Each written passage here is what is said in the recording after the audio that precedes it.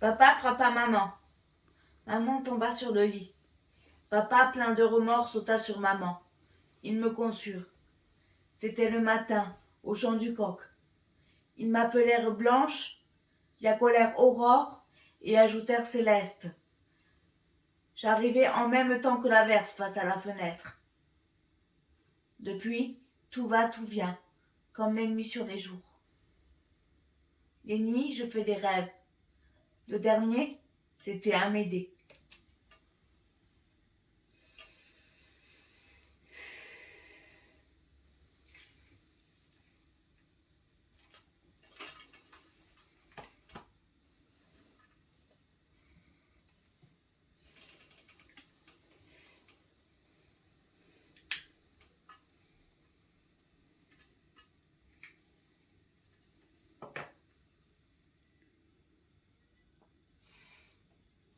J'ai longtemps cru, mais je ne suis pas la seule, que le temps qui passe n'était que pour les autres.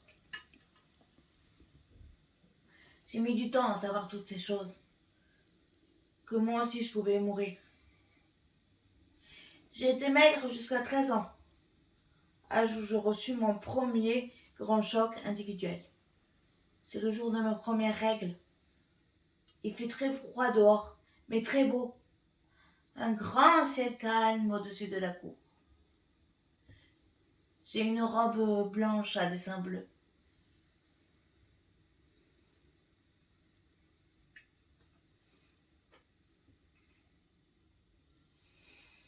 Je reste muette devant l'événement. Sans sentiment. Ni honte, ni rage, ni victoire, ni plaisir. Un peu plus tard, j'ai la conviction horrible que je viens de laisser derrière moi mon innocence. La vue de ce sang perdu pour tout le monde est un peu comme le premier signe des difficultés qui n'allaient pas tarder à me tomber dessus. C'était venu, c'était là. Le destin et ses pièges m'attendaient au tournant.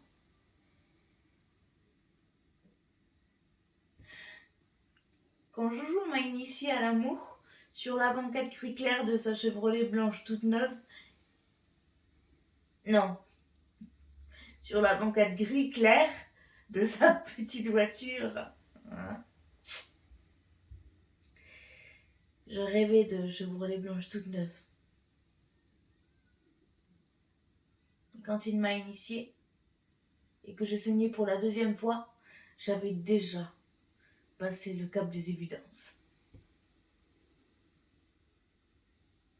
Et puis un jour, un peu plus tard, je me suis rendu compte qu'on pouvait, dans ce monde, retrouver l'innocence. Jules a eu une embolie. Il est mort devant moi sans rien me dire. Peut-on mourir, je me suis demandé à l'époque, avec tout son sang encore en dedans? Et que devient le sang dans le corps des morts? J'étais jeune à l'époque et sans vraie expérience. Parti très tôt sur les traces d'un guitariste dont j'avais épinglé des photos sur les murs fanés de ma chambre. J'avais erré dans plusieurs villes et connu Jules dans la détresse. Il était myope et voyant mal, il aimait la nuit. Moi, je dormais la lumière allumée par peur du noir.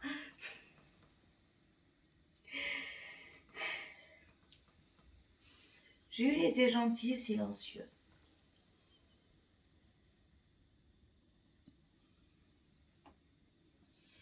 Il est mort sans se douter plus que moi qu'il était en train de mourir, subitement. J'ai dû appeler le concierge pour constater le trépas.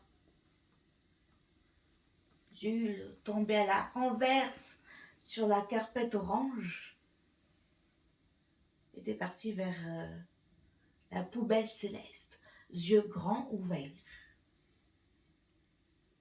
Je me retrouvais seule, sans vraie douleur.